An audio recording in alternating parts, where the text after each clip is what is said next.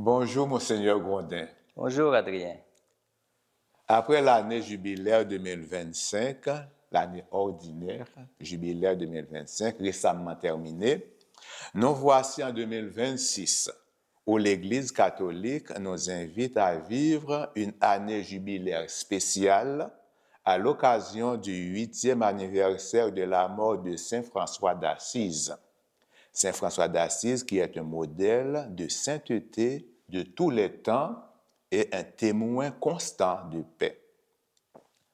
Cette année 2026 qui lui est consacrée est donc un prolongement de l'année sainte, une nouvelle occasion de jubilation et de sanctification. Monseigneur, avez-vous une paroisse, un sanctuaire ou un lieu de culte dédié à Saint François d'Assise dans votre diocèse? Eh bien, en vous saluant, vous tous et toutes qui nous suivez sur notre site diocésain, Adrien, je vous dirais qu'il me vient à l'idée deux milieux particulièrement, je dirais, en lien avec notre histoire diocésaine. Je parlerai d'abord de Cacouna parce que c'est là que des capucins étaient formés pour je dirais, faire un pré-noviciat, un noviciat.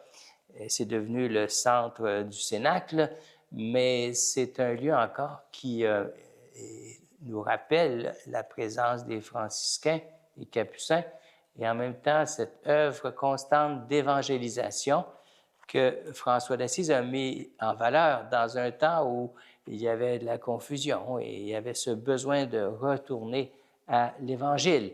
Le deuxième lieu, c'est la paroisse Saint-François d'Assise. Est-ce que vous savez dans quelle unité missionnaire elle se trouve? Si je ne me trompe pas, c'est dans l'unité pastorale de la vallée de la Matapédia, dans le plateau. Au plateau de la Matapédia, Oui, oui. presque aux frontières du Nouveau-Brunswick, il y a une paroisse Saint-François d'Assise.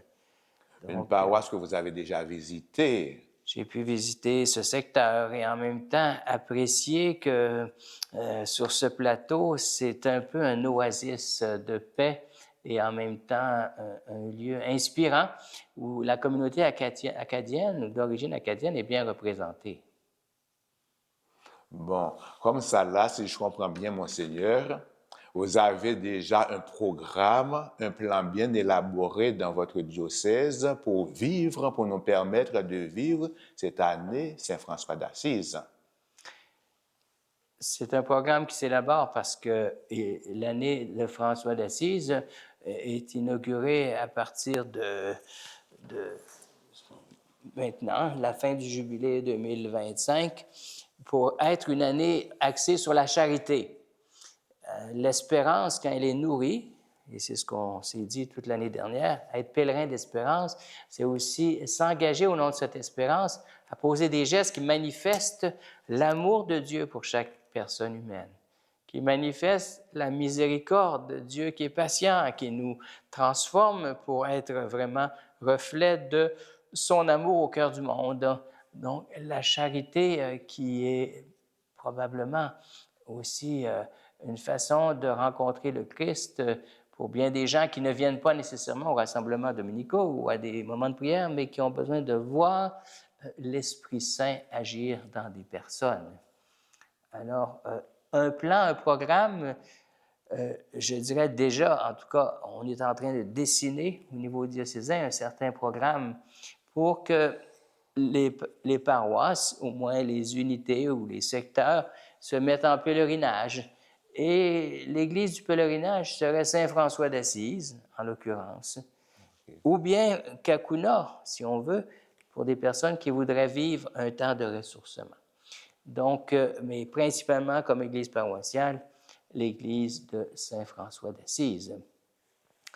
Notre thématique diocésaine, vivre des partages de vie et de foi, n'est pas exclue de toute cette programmation.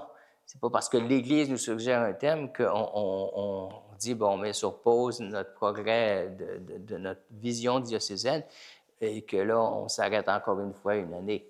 Donc, en ce sens, François d'Assise sera là pour nous aider à atterrir ce projet pastoral qui a comme première priorité faire des noyaux de partage de la parole de Dieu et de notre vie de foi pour mettre en valeur la fraternité au cœur des paroisses.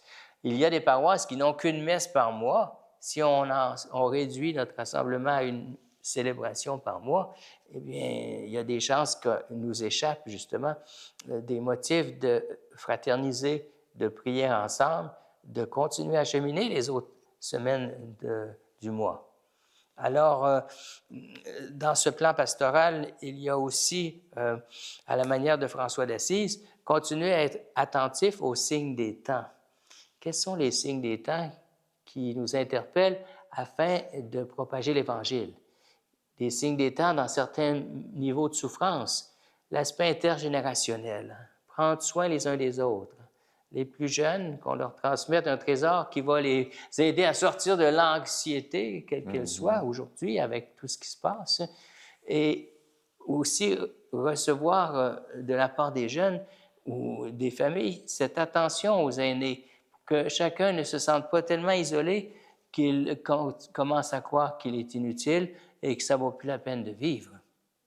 Donc, il y a cet aspect fraternel à consolider, conscience que nous sommes les gardiens de nos frères et sœurs, c'est-à-dire de leur santé spirituelle, mais aussi affective, s'ils ont moins de santé physique.